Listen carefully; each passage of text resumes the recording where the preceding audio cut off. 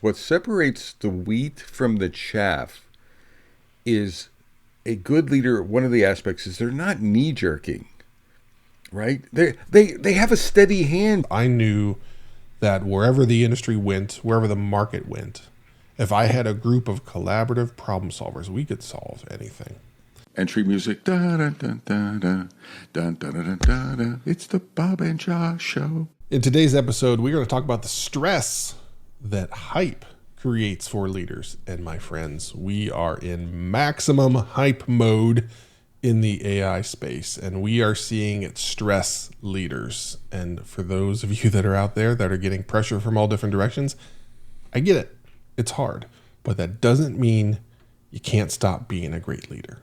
So that's what today's episode is about. We're going to talk about good examples, bad examples, and how you can manage all of the hype from all of the directions and be the leader your team needs. And we got Bob a little fired up in the pre-episode chat. So I'm going to try and corral and control him. We'll see if I can make that happen. So Bob, do you have anything to say in this area? Well, as we were talking, Josh, we were talking about. I think one of the core things, there's this hype cycle. I think of it as bandwagon. Everyone's jumping on bandwagons, bandwagonitis, or hype cycles. So AI is in the hype cycle. Agile was a pre-hype cycle, so pre-AI. So there was an agile wave that everyone's aware. There was an organization transformational wave. There was operational waves or product operating models wave.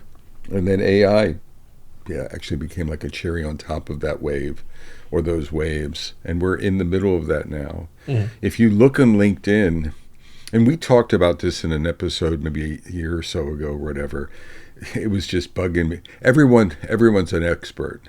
So a lot of people in our agile space, and I just observed this, like within a week or two of the beginning of the wave and everyone getting excited about it, everyone went from being a novice newbie, and I'm still a newbie. I'll admit it, right? I have opinions and I have knowledge and learning, but I'm a newbie. But everyone then became a master, like a Zen master of AI.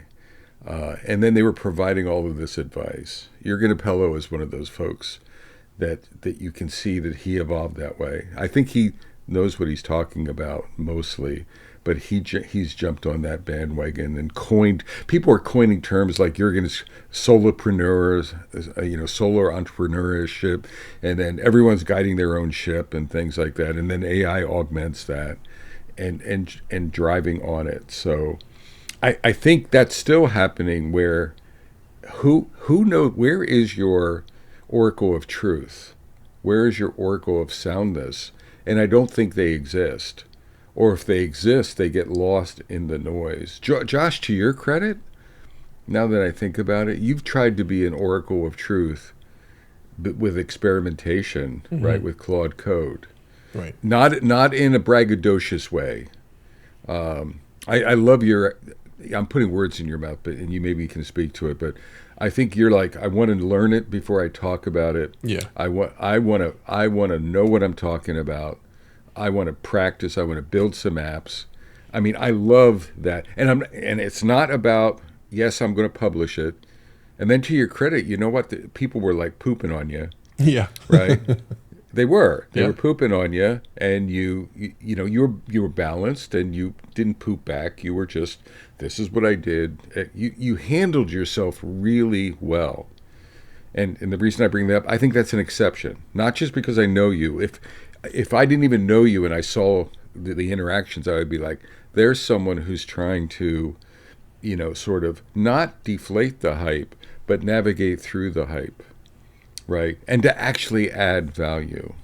But it's so hard to find that. Then from a leadership perspective, then leaders are outside that bubble, trying to discernment is the word that I'm really thinking of this term. How do I discern? And when you have a big hype bubble, it's always hard to discern. Strategy, discern the right strategy, discern how many people to hire, what is balanced hiring, what is the ratios of people I need, etc. All of that discernment as a leader is challenging under any conditions. But we're in this like bubble-esque sort of situation. And how do you discern that? How do you navigate that? I'm going to shut up for a second, let you get a word in edgewise. Okay. All right. I will do my best here. Fundamentally, I don't believe this changes anything for you as a leader, but you will feel the pressure that you need to drive these big changes. As a leader, the organization that you have built, a good, well-led, properly built organization, is resilient to this hype, and it will adjust. It doesn't mean it's not going to change. It doesn't mean it will look the same 6 months or 6 years from now, but it will be resilient. It will be able to weather the storm. And I believe a lot of these massive job losses are because of poor leadership, not AI. There were decisions made however many months or years ago that put them in a position where now the AI hype has made them second guess or triple guess and say, do we have the right people? And if you were really intentional, really thoughtful about building that organization, you wouldn't have landed in a position where you're too large. So I don't know underlying why all these things are happening, but what I'm seeing is there's two ends of the spectrum. There's the companies that are cutting and reducing, and then there are companies that are putting the hammer down because they've realized, holy crap, we can do more with the same. So why not do more with more? Let's go crush the competition because we have the foundation here. We have good people. We have a good support system. So AI is an accelerator. Let's really double down. Let's make that happen, which is why if you're paying attention, and it can be hard with all the news that you see about jobs being lost, there are more openings for software engineers now than there have been for 2.5 to 3 years. And it's because of those companies that are doubling down, that are really investing because they're recognizing, holy crap, look what we can do. We've wanted to be able to do this for a long time, and now we can actually do it. Let's go make it happen. And those are the companies that are led well. I saw some question and some hesitation there from Bob as I was going through that. See, I don't know if I agree. Ooh. That so I'm thinking, Josh, that both sides of that equation is poor leadership. Okay. I think times like these show you your poor. Like, I wish we fired leaders instead of firing people. I think what's happening is these events, right? This youthful enthusiasm is knee jerking. It's like it's putting pressure on leaders. You know, it shows the true mettle of a leader when the going is tough and it's challenging. And so I think it's showing either folks are firing or hiring, with equal enthusiasm. To me, those are the edge cases potentially of bad leadership in different ways. So I think the guys who are hiring may be firing in 2 years. Okay. Right. So you have a belief it's misinformed, misguided hiring. Jumping on the bandwagon leadership, right? Jumping on in different ways. Of course, you're interpreting it to your business domain. Of course, you're interpreting it to what you're hearing from your staff. But my hypothesis, Josh, God, Metacasters, I pulled a hypothesis out of my butt. My hypothesis, Josh, is the really good leaders we're not hearing about because they're not on the edges. They're in the middle, guiding the tiller of this ship, of their ships, effectively through this. Yeah, opportunistically, yes. Right? If it means hiring in this case and letting some folks go over here, they're going to making those conditions. But they're using it. They're leveraging their staff. They're trusting their staff. Right? They're not trusting outside consultants. They're building. You said something I think earlier, resilient. They're resilient companies. I think there's something in the middle. It goes back to we've talked before. Where are the good leaders?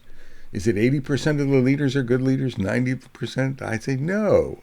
It's like it's probably less than Yeah, 10%. agreed. So one out of every 10 cases are leaders are looking at this and reacting properly for their context, right? And guiding through their context. Are they hitting the newspapers? Probably not. Are they hitting social media? Maybe a little, but not that much. But they're leveraging the hell out of this opportunity, and they're balanced, right? They're balanced. They're not going too fast. They're not going too slow. They're running experiments to see where they're like running what you did. Look back at you were just. I attended Metacasters. I attended a talk that Josh did, and I kind of caught up with. He had a phase 1 and a phase 2 and a phase 3, and he changed his mind. And initially he thought this and that. To me, that's good leadership. That's running experiments, and that's adjusting your strategies in the stream with your organization and trying to figure it out with your customers. My only point, Josh, is I think we should pay less attention to this.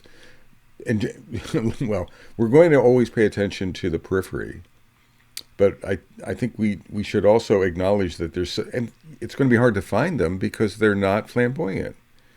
They're just doing great work, or they may be, and maybe they're startups that really leverage it and they're disruptors. But in the beginning, during this navigation phase, they may not be flamboyant. Reactions? Yeah, I'm playing like a tennis match in my head where I agree with you, then I disagree with you. And so we'll start with the disagreements. You don't see the same press around, hey, we're hiring all these people.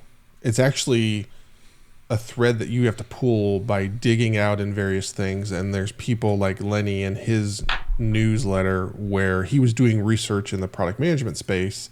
And in doing so, he also found that, holy cow, software engineering hiring is going up as well. And that's different than what everybody thought, because everybody reads the doom and gloom.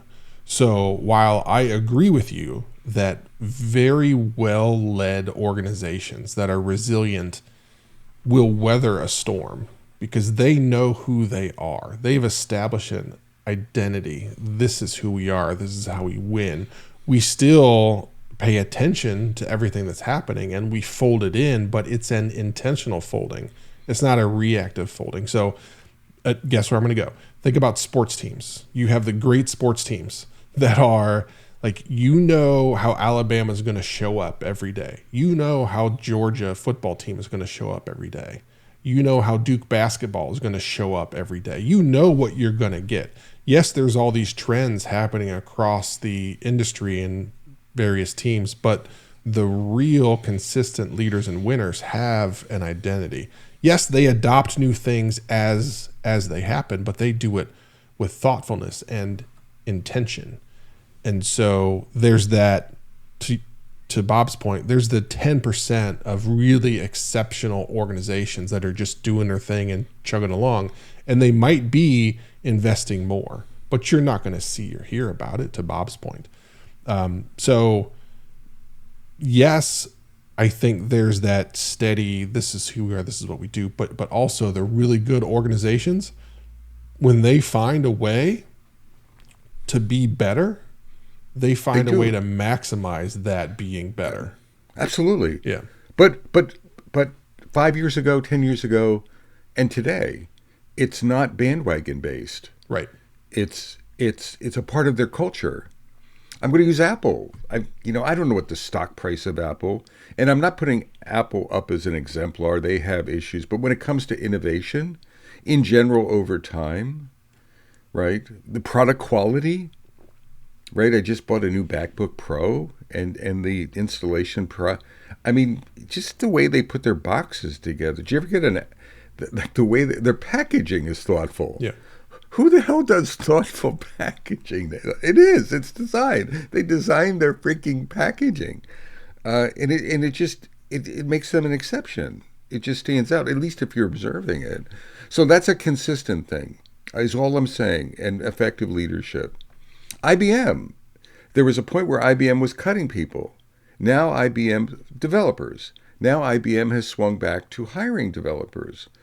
Would I give them credit to be in that 10% of thoughtful management? No. right? What they've done, I don't know them, but I'm just saying I'm not giving them a pass to say, oh, IBM has totally transformed their leadership, right? Look, oh, they're an example. No, they're just swinging on the pendulum. They went too far one side, and they're like, oh shit, and then they swung too far to the other side. Does that mean that they're thoughtfully adjusting? I don't think so, You right? know, so this thing jumped into my mind this weekend. I was watching the Masters over the weekend, the golf tournament. For those of you that don't know, and it was basically the same commercials every time they had the commercial, very high end products. One of them over and over was IBM, and I said, "What the hell does IBM actually do?" I don't I don't know. Like, what exactly do they do? They claim to do all the things, but what the hell do they do? Yeah, data. Like one of the things that they're one of their core over time, I guess, their core skills. They've moved from hardware to software to data. And they do a lot of data analytics. If you see like the tennis courts when they're projecting the balls being in, all joking aside. Is that IBM or is that IBM paying to put their name on it? It's IBM. No, that's their software. That's their software and hardware doing that. What that they bought from somebody? No. They created it. Oh, okay. They were early on. But again, I'm not. I'm just saying there's this, and maybe they are. Yeah. But I think leaders, what separates the wheat from the chaff is a good leader. One of the aspects is they're not knee jerking, right? They have a steady hand, Josh. You've had a steady, if you forget AI, you get acquired by a company, then you get acquired by another company, and then you're growing, and then your profits don't meet up, so you have to decline. So you do have to lay people off. Then you're doing a new product design. I'm trying to talk about things that you maybe did at the Dude, that you went through with the Dude and other companies. I think you weathered that. You had if I know you well, you were a steady hand in the middle. You could have easily, screwed up and hired twice as more people, but you were like, maybe I need to slow my roll here. Yeah. Or maybe I need to place some bets over here. You were a steady hand at the tiller of that ship. You were a steady hand to your teams. Not just in how we're handling this, but 5 years down, building resiliency. Looking at the now and the future. Looking for opportunity. Where a good leader is always looking for those opportunities to grow. Gaps. How do I fill a skill gap? Anticipating a future need. What I'm describing is I think that's rare. Yeah. And then if you put this this AI over a leader that's not doing that, they're just that ship is all over the place. Yeah. I still don't know what the hell a tiller is, but we're going to leave that as it is. And that's what the episode is really about, not the tiller. The episode is about all of the pressure, all of the hype that will have leaders being questioned and second guessing. And as a leader, you have a responsibility, as Bob mentioned, to be the steady hand and to bring it all in, consume it, figure out what the direction you guys want to go. And it doesn't mean you don't experiment. It doesn't mean you don't try things. It doesn't mean you have all the answers. But you need to be intentional about it and not be reactive. But what we're seeing is that this hype increases the reactivity across the industry. And when that happens, it's like a snowball and it just kind of gains momentum and gets bigger, and reactivity begets reactivity, creates more reactivity, and then it just starts to compound. So we're out here asking those leaders that are out there, be thoughtful, be intentional. Don't ignore it, but be intentional with how you move.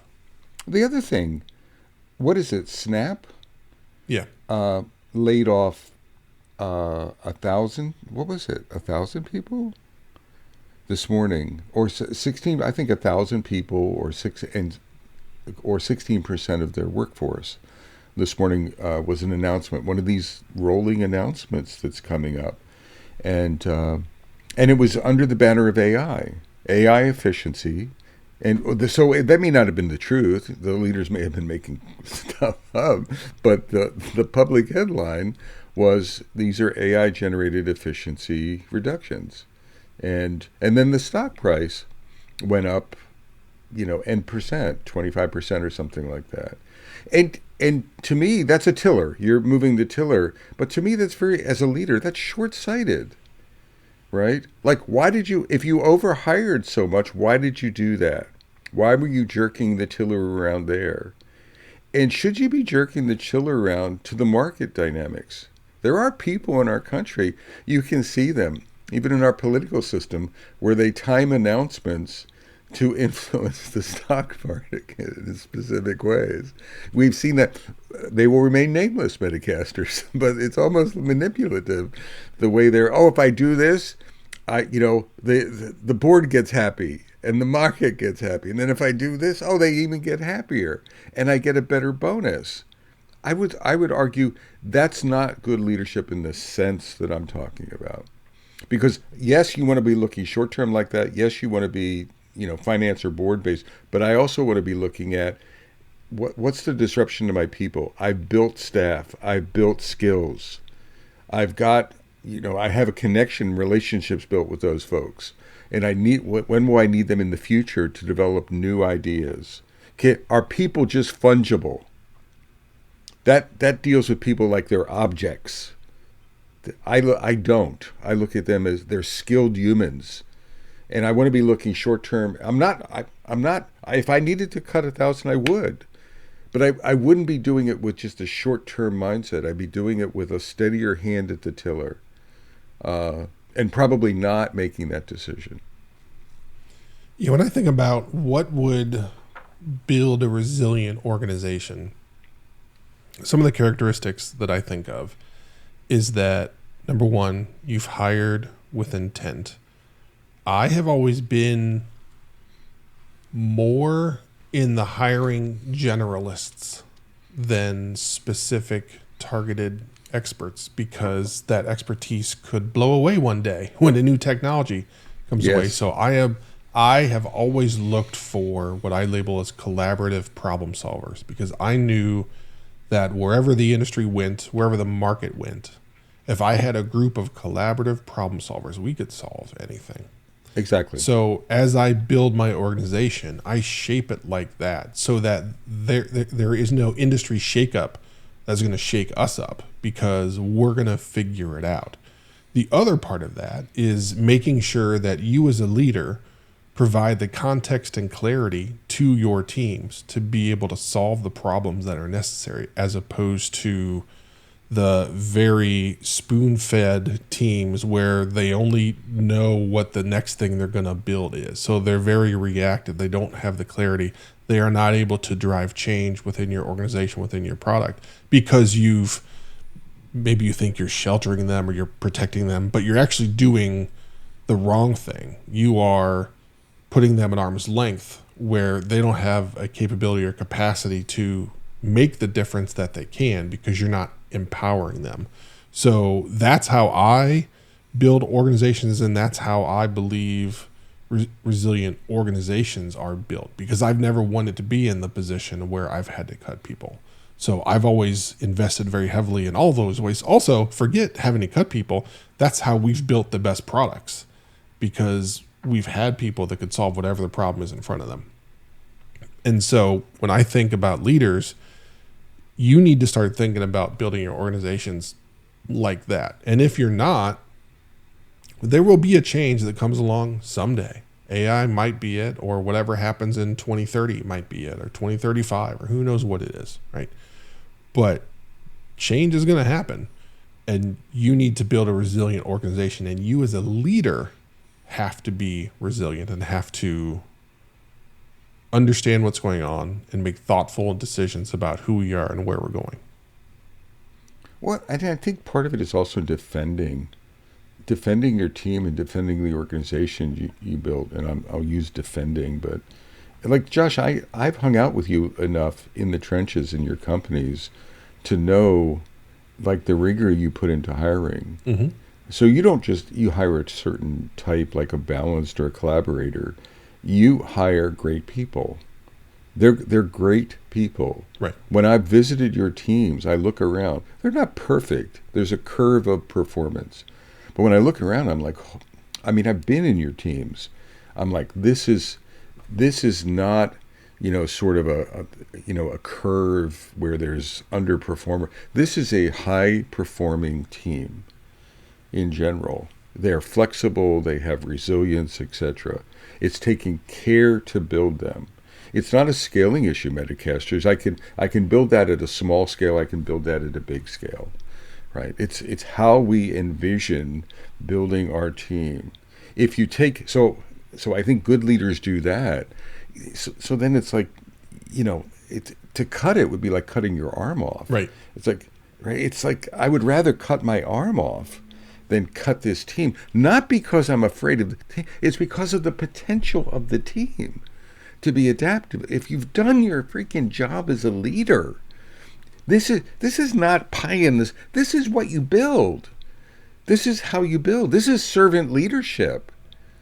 This is agile leadership, servant leadership. This is you want to deal with AI and beyond. Like you should be, instead of reacting to AI, look 5 years. What's after? What's post AI? What does the post AI generation look like? What does it mean to your business? And how do I position myself with my organization to be there?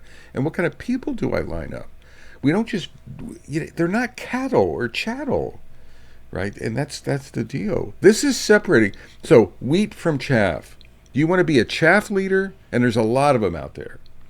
Right? And some of them have really big, right? So Elon Musk, to me, is a chaff leader. Right? Is he successful? Yes. Is he the richest man on the planet? Yes.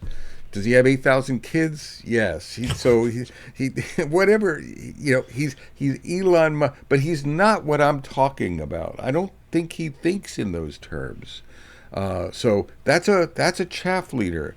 Be a wheat leader. This is the distinction. And I'm not just some soft and squishy guy. Yes, I'm humanistic. I'm human oriented, but I'm also success oriented. And try it.